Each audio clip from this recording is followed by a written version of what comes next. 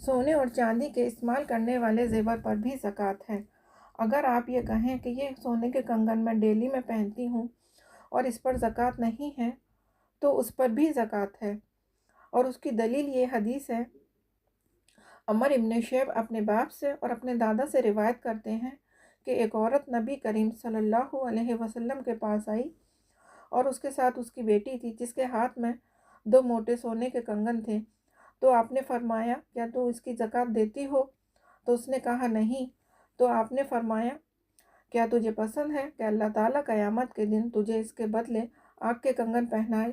تو اس نے فوراً ان کنگن کو اتارا اور آپ کی خدمت میں پیش کر دیا اور کہا یہ اللہ اور اس کے رسول کے لیے ہے صلی اللہ علیہ وسلم۔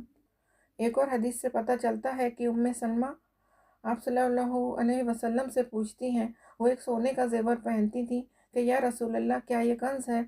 تو آپ نے فرمایا جو مال اتنی مقدار کو پہنچ جائے کہ اس پر زکوٰۃ لازم ہو اور اس کی زکوٰۃ دی جائے تو وہ کنز نہیں ہوتا۔